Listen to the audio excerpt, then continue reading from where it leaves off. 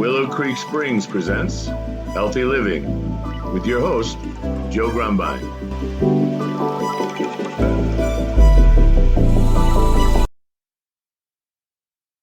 Hello and welcome back to the Healthy Living Podcast. I'm your host, Joe Grumbine, and today we have a very special guest. Her name is Megan Edge, and very few guests have I interviewed that I've got so much in common with, so I'm looking forward to this interview. But Megan, since 2007, has been helping people through her counseling service, and she focuses on empowerment, deep healing of emotional, energetic, and physical trauma.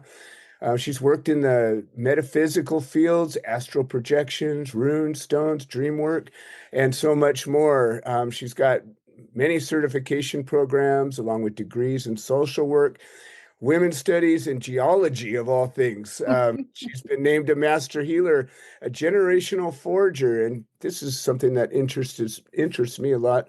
She has ethically harvested from the forest since a child, and through her shot beyond the garden state, she shares Mother Nature's healing bounty with her teas, salves, and tinctures. She's also the creator of the Heart's Journey, Healing Hearts Oracle Cards and Guidebook. Megan, welcome to the show. You've got a wealth of experience, and we've got so much to talk about. Thank you, Joe. I really appreciate it, and I'm excited to be here. Excellent, excellent. So up near Vancouver, I suppose you have much more forests than I have down in Southern California. So I'm interested to hear about your foraging exploits. But, let's get to know you first. You have this giant wealth of expertise that covers a pretty broad spectrum. It sounds to me like you're pretty ambitious and motivated and have a lot of purpose in your life, which is important. I think we also have that in common. Uh, just tell me a little bit about what brought you to all this. Sure, I'd be happy to. Uh, I'm a Gemini, and I'm starting with that Uh, because. I am too. Maybe Oh, that are you? we Oh, have in common. perfect. There we go. I think I There. understand a lot more now. Yeah, exactly. Well, the best quote that I ever have seen for a Gemini came on a bookmark that was given to me for my, I don't know, 11th birthday, ninth birthday, something like that. And it said, Gemini, a busy mind in many places. I love it. I love it. I I have always equated I call it a monster, my just constant energy and constant wanting to explore and learn since I was a little kid. And Exactly. Yeah. just every day I wake up ready to go and I can't wait to go see what's next. And it's like Well, my in life all has my, gone by in a blur though. I mean, I tell you what, it's yeah, time goes by very fast. it sure does. But then also it's so full, you know. Yes. I mean, every single report card I ever brought home as a kid said, Megan is an enthusiastic student and asks lots of questions, but needs more focus in her Oh focus. yeah, they put me in they called it the MGM program. We were supposedly gifted, right?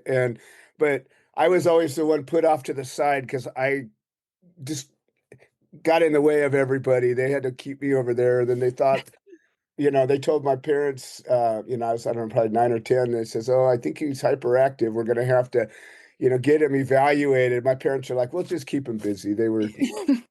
Exactly. It was before the Ritalin days, and so we Oh, well, thank goodness you missed that because tell me about it. I mean, that's a whole other, area that we could talk about. Exactly. Medicating children to keep them quiet and calm and well behaved. What the? Yeah, and giving them speed to do it. It's like, Oh, you it's just, know, yeah. But as I we say, could go that's a whole. deep into that. But anyways, I can now understand your broad spectrum of knowledge because I've got that as well. Yeah, I know. Uh, It's also very fortunate to have parents that were very curious about the Nice. world. And my father was a journalist, became Okay. publisher of a major newspaper in Canada. So he Nice. was always asking questions. He was always investigating. And my Right. mother was a creative, which I mean, that wasn't a word that was used then, but it certainly would apply to her, now if she were still with us. So her creativity, her artistic talents, her always wanting to like be involved with the environment in some way or another, and not as a crusader, but as living in her environment. Nice. Understanding the plants, understanding the herbs. Both of them were foodies. I was very, very fortunate to grow up, I think, with curious parents who wanted to give me experiences of the natural world that as I became an adult, I realized, oh, that isn't everyone's experience. Exactly. Isn't that wild? Yeah, Yeah. we tend to think that our experience is shared with everybody, and then as you get out there and start meeting people, you're like, wait a minute, why don't you know this, or why isn't That's that right. important to you? And just most people just don't have the that sort of a thing. So that's very fortunate for Hmm. you. And so you're exposed to all these things, but still, as a kid, I mean, I was very rebellious as a kid. So a lot of the things my parents wanted to expose me to, I rejected, and I went after a lot of the things they weren't interested in showing me. Just it was my nature. But Hmm. um, to get into, herbs and the healing arts, that require not everybody does that, Hmm. a lot of people are focused on their own whatever, their own well-being or their own interest, and this is something that affects a lot of people generally instead of, just yourself. Hmm. Oh, that's very true. And but again, going back to those early childhood influences, I guess because my mother was the kind of person who would bring home the bird with the broken wing or bring in the kid who was having difficulties and offer a safe haven. I grew up with that kind of generosity of spirit around me. Nice. And so I was the kid who was picking worms up off the sidewalk after the rainstorm and putting them back in the soggy grass and, Nice, nice. and bringing home the pigeons and it just became my way of being in the world. And when I was trying to figure out what do I want to be when I grow up, I mean, I had a lovely list, including I wanted to be the first female Dalai Lama of Tibet. You know, Wow. that may still happen, but probably in a next lifetime. I don't think Yeah, it'll be this lifetime. But also, I always wanted to be a teacher, nice. and I wasn't sure how that was going to unfold until I realized in my 20s I was always teaching no Uh-huh. matter what kind of job I did, whether I was in retail or gardening or landscaping or banking, I was always educating people. Right. It mattered to me that they understood what it was that they were doing Mhm. and what was impacting them, what was affecting them. And especially when I was working at the bank, I did a lot of counseling, a lot of financial counseling with people. And it occurred to It's me at one point, I could be getting paid to offer this support to people in a way that is specifically oriented towards health and healing.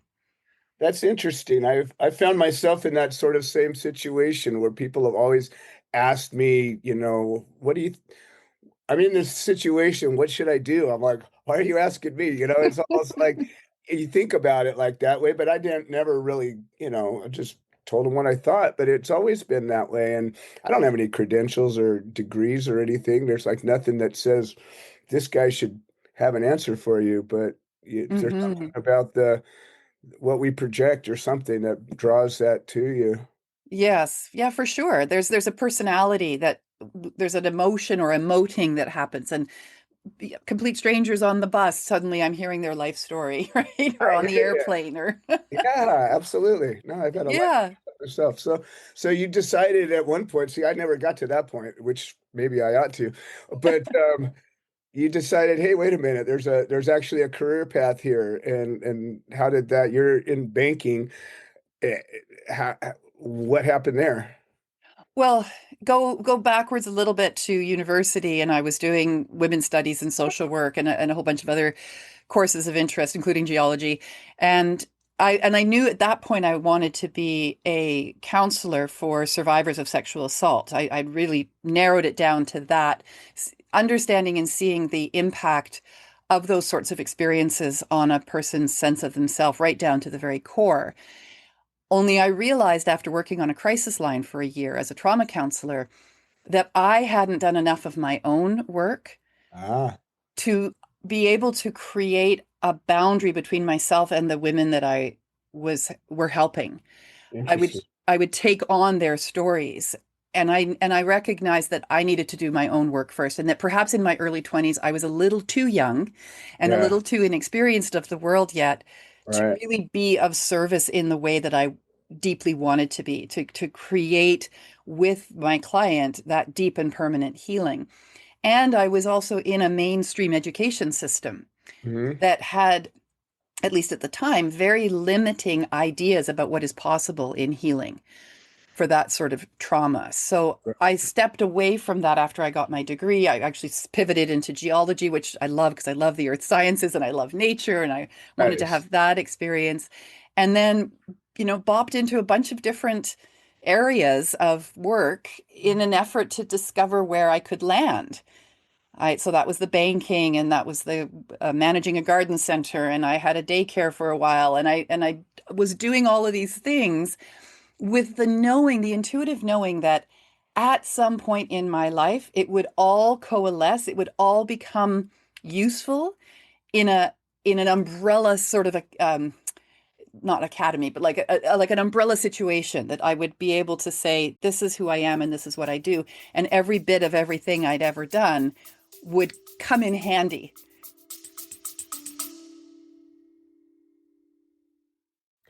Hi, this is Joe Grumbine, and I wanted to share an update.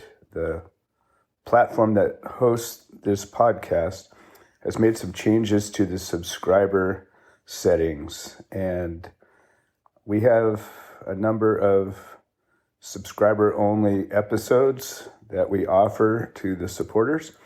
And for a minimum of $3 a month, we can get you signed up. And if you're already signed up and you're having some kind of trouble locating these episodes in the other platforms, I would say maybe the best answer is to unsubscribe and then resubscribe. I'm sorry for the hassle. I don't have any way to make a change, but I'm very grateful for all the support. Thank you. Wow, we share so much in common.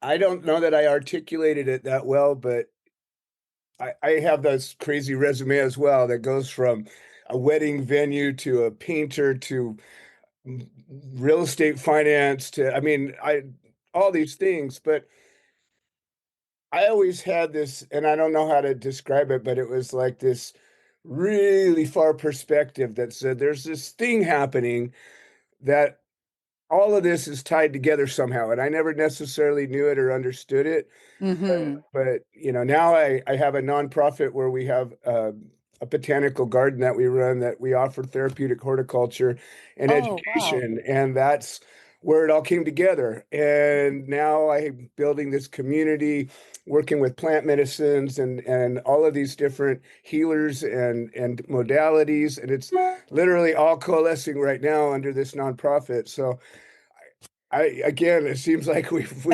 come to this strange parallel universe here. Absolutely. And I love that that's what you're doing because that is totally in alignment with my approach to healing, which is that a holistic approach to healing is what's going to create permanent and deep healing. We can't keep segmenting ourselves, our psyches, our bodies into more and more specialization without having a conversation with each part of ourselves. And there's The no toe one pill doctor, solution for anything.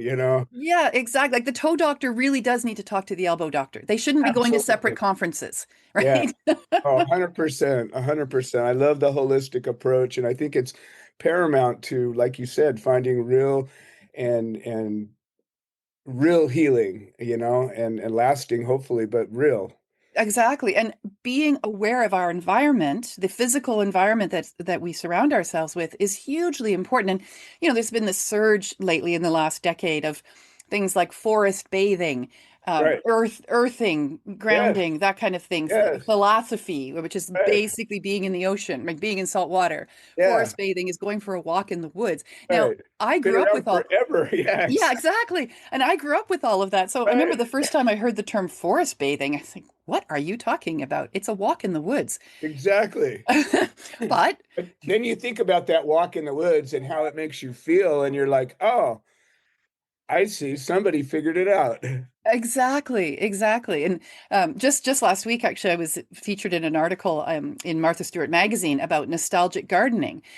And it's this idea that, you bring back into your garden space or your balcony or whatever, those plants, those flowers that have memory for you from something significant when you were younger. Right. And my approach to it with the woman who was writing the article was that the healing approach.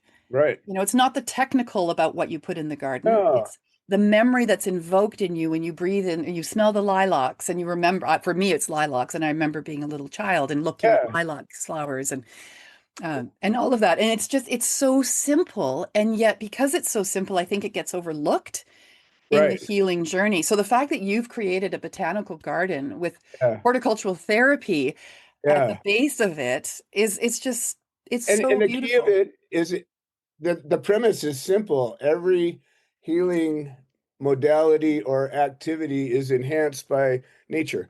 It's really Exactly. just that simple. And like Yeah. what you're talking about, there's science behind it.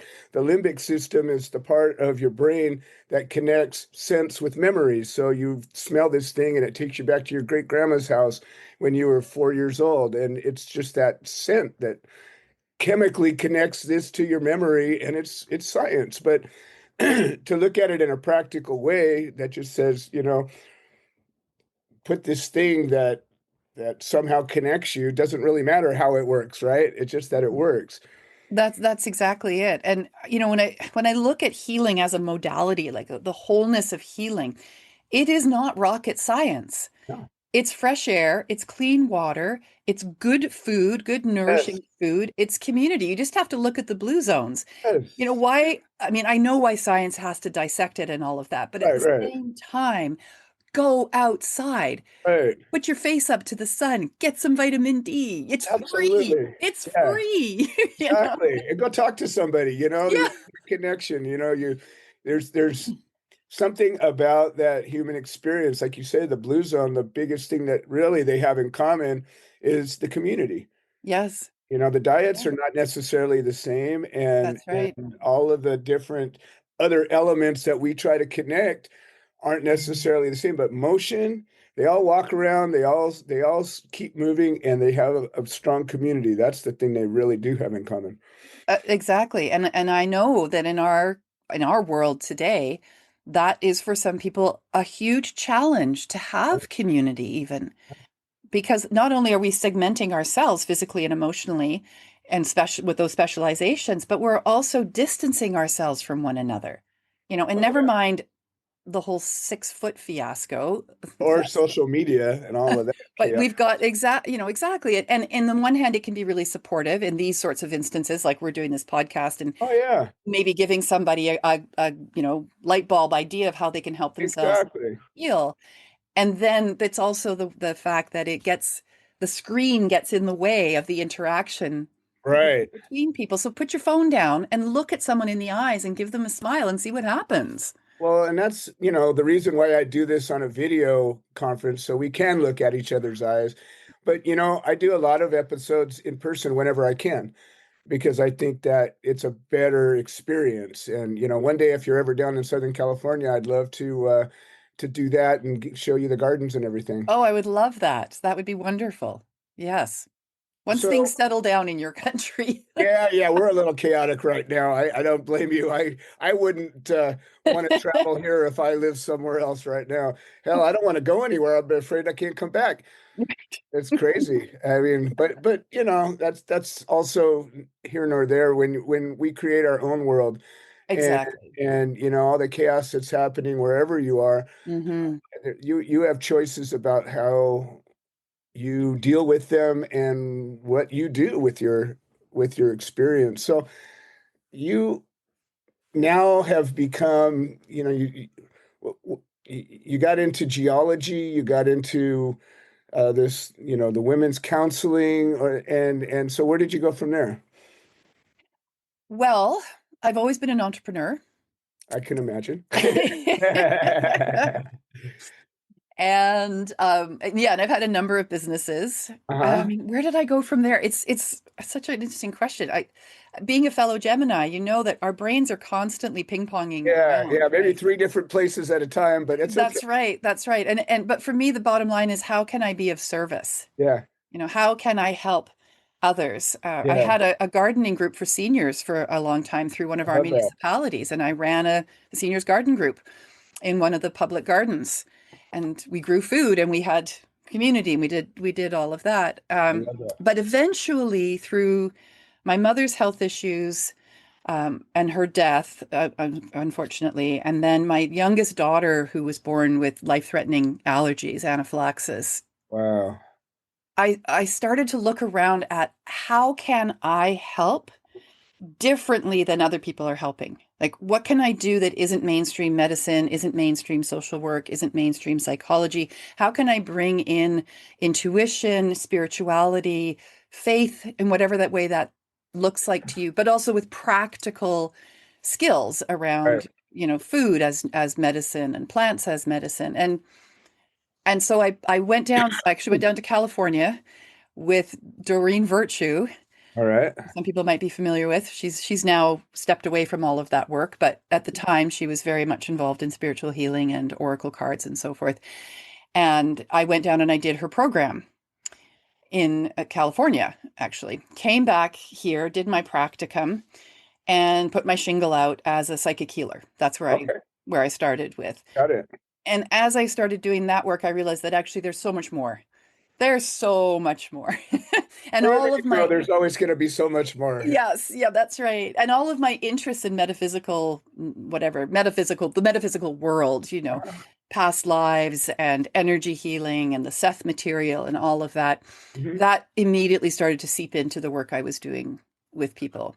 Okay. And after that, it's been a matter of 1 year at a time, Right. developing programs and courses right off the bat, group work off the bat, doing wellness shows, and once the world of computers came into my life, it was how do I get in front of people that Right. way, and eventually created this like mini empire I of love it. work and resources for people and certifying people to become healers themselves Nice. and creating a healing modality called intuitive energy massage, writing creating the oracle cards and the box set of that, always with an eye to how can I help somebody on their healing journey by giving them back their responsibility for their wellness, as well as empowering them to make good choices for themselves, wise choices for themselves through all these different modalities that I've studied and learned and certified in and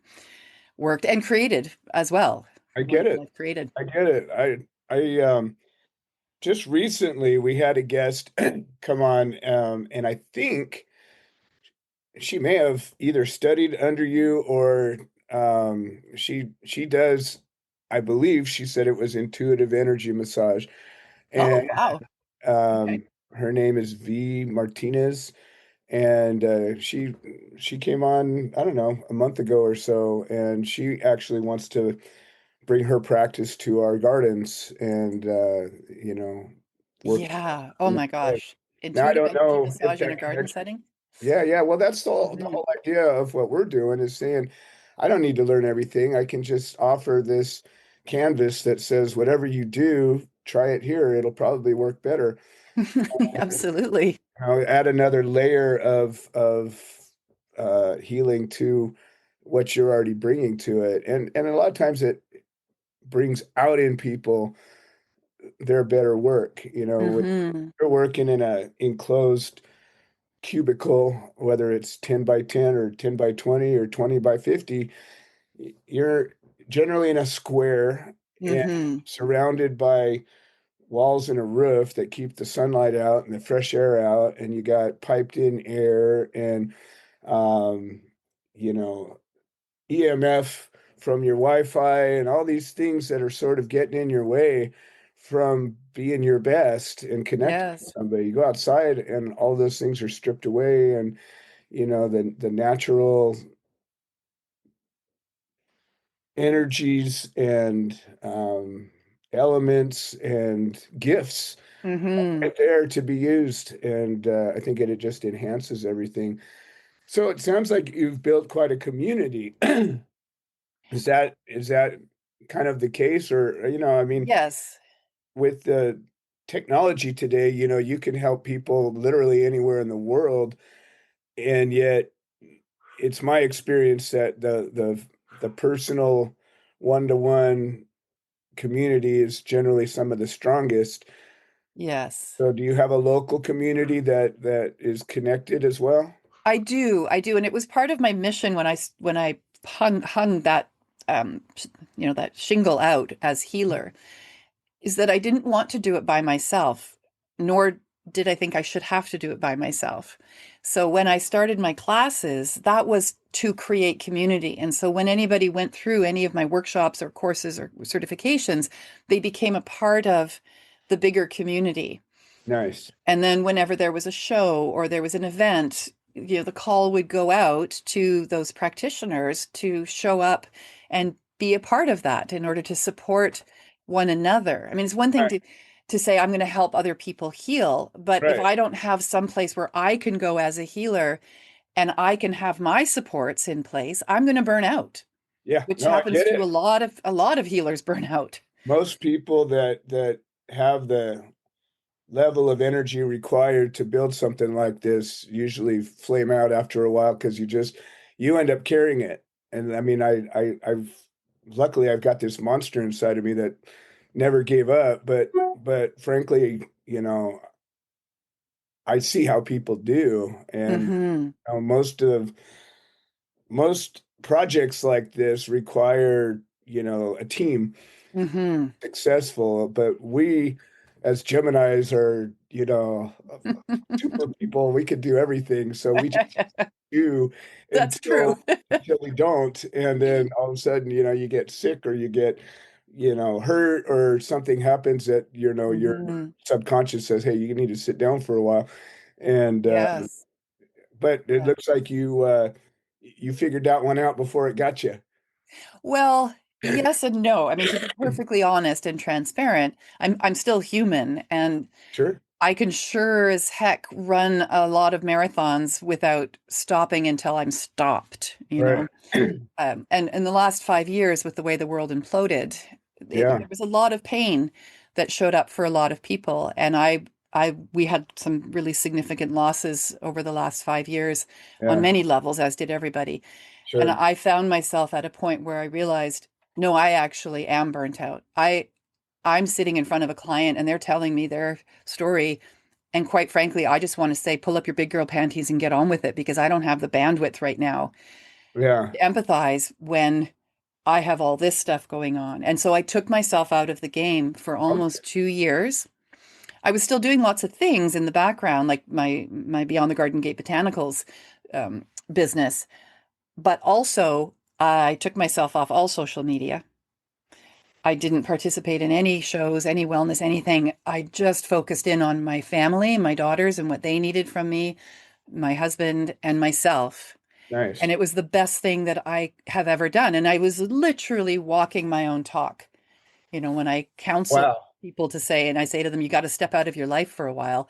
It's one thing to say that, it's another thing to actually do it and Yeah. realize how powerful it is to be able to step out of the external life you've created for yourself and really hone in into like a hibernation mode of No, I get it. I self-care. totally get it. I'm currently recovering from a very aggressive cancer that hit me, and I'm certain it was because of my life choices. They said it was a virus that caused it, but I think, 20 years of choices that taxed me to the point of no return. And my body's like, Hmm. yeah, you need to stop. And again, I removed myself from everything and disconnected from most of my relationships and got down to, you get this sense of priorities when you're faced with whatever it is that gets your attention. And Hmm. by the time it does, like the old story of the mule skinner, when you get whacked across the head with the 2x4 a few times, all of a sudden you get your attention. And Yeah. for me, it was the most difficult thing I've ever done, but also the most blessings I've ever received from a situation. And now I'm restructuring and Hmm. building in a way that isn't going to put me in that spot again.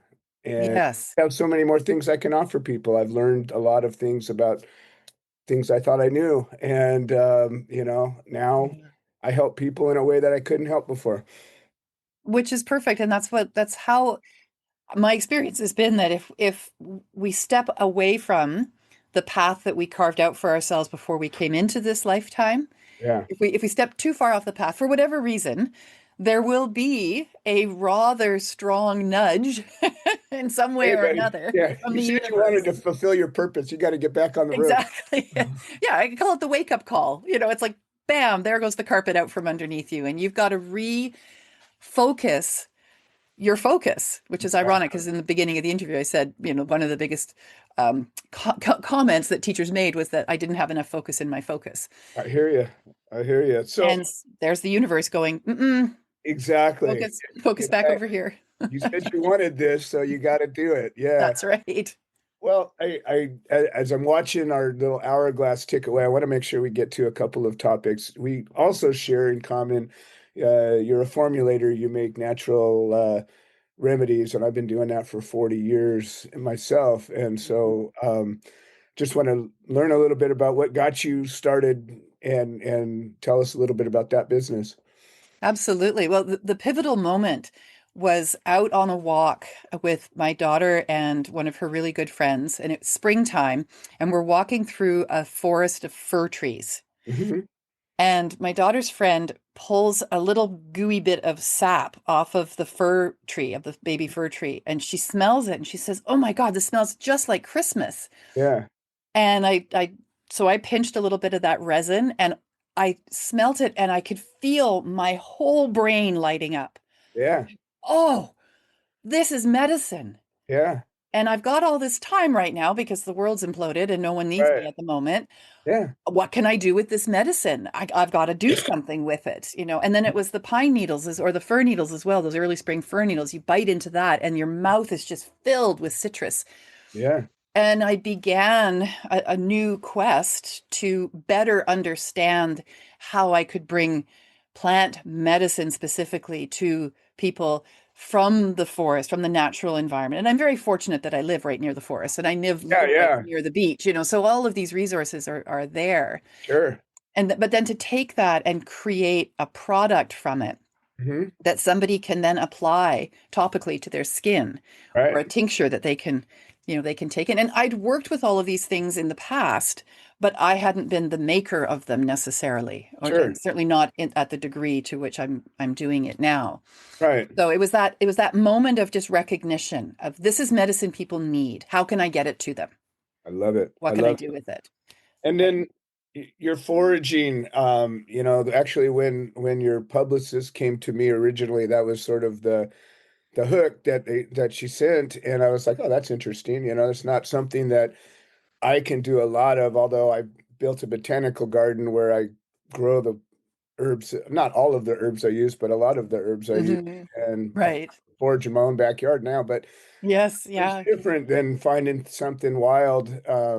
Occasionally, I'll be out in a place where I'm able to wildcraft some useful plants, but not nearly as often as I would like. And Canada is such a beautiful place with so much wild areas that I'm sure, and plus just your environment with the all the moisture and the things that a lot of herbs like. Hmm.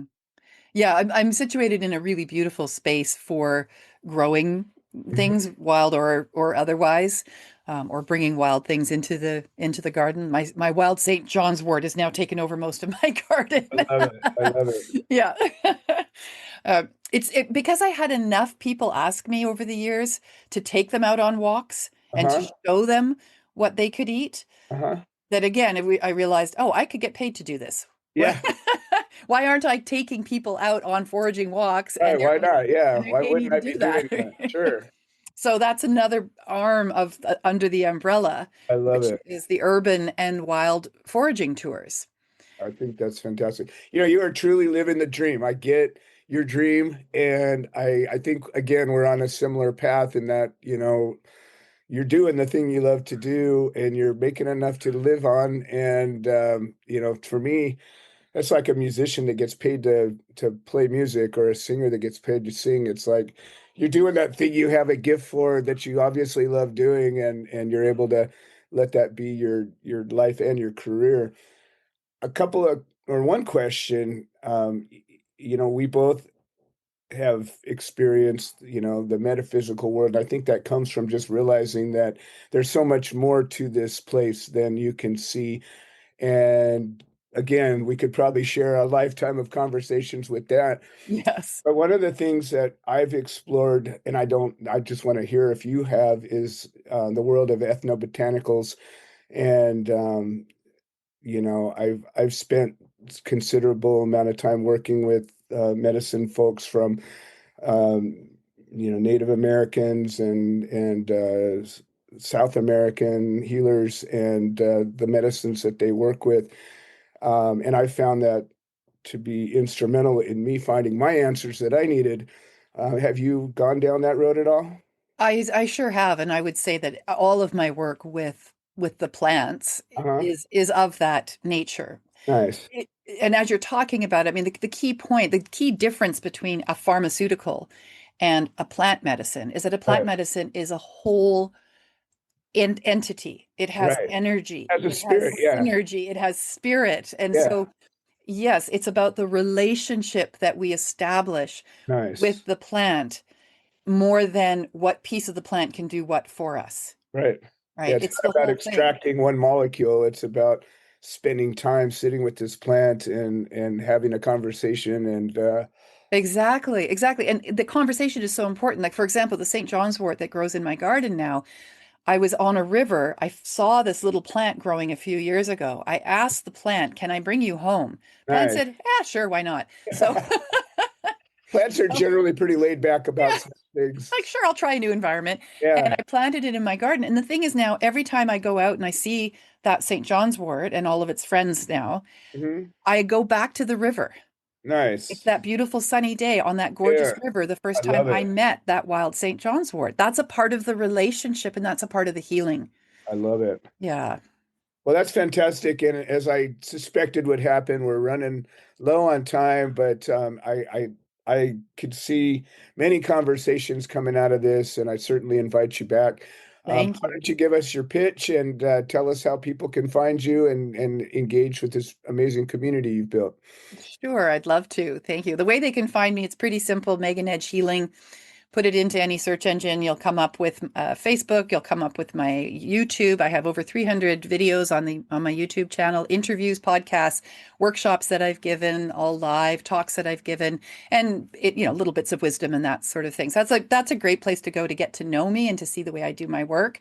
And then you can go to my website at meganedge.ca. There's loads of stuff on there too, and ways that you can reach out to me and that we can work together if this feels like a fit.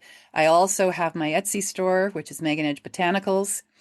And you can find me on Learn It Live and the Wellness Universe as an instructor. So there's lots of classes that I'm putting up there that people can learn from me. And then I'm also doing in-person classes. I have a healer certification course called the Confident Healer. And it is an in-person course right now, but we're launching an online version of it in 2026. And that information will be on my website. My web guy's on holidays, so it's going to wait a week or two, but it will be there, as well as the intuitive energy massage courses Nice. and classes. Yeah, and Well, then of course there's the oracle cards, which we didn't love it. quite get to, but this is available through my website as well or on Amazon. You put in the Heart's Journey, Healing Hearts Oracle Cards and Guidebook, and it will pop up at the various places where you can purchase it or directly through me, and I'll sign it for you. Fantastic. Well, Yeah. Megan, it's been an absolute pleasure having this conversation. I certainly hope you decide to come back and go deep into some of these conversations. And I have seldom shared as much of a life's parallel as I have with you. So I'm kind of happy about all that. I love it, and I would be delighted to come back. And when things settle down, I'll be driving down the coast and coming to see you. I love it. Well, we'll hopefully by then we'll have some bungalows that you'll be able to stay at. We're working on that, and Oh, love it. it'll be amazing. All right. Well, folks, this has been another episode of the Healthy Living Podcast. We appreciate all your support, and we will see you next time. This has been another episode of the Healthy Living Podcast. We produce this show so that people can share their stories, people that have overcome obstacles, people that are undergoing obstacles. We're building a community of health minded individuals. If you're interested in supporting the show, please leave a review on the platform you're listening to it on. If you're interested in becoming a guest, please send an email to itsjoegrumbine@gmail.com, or you can send a note into the notes section of the podcast. All right. Well, thank you for supporting this show, and we hope you've enjoyed it.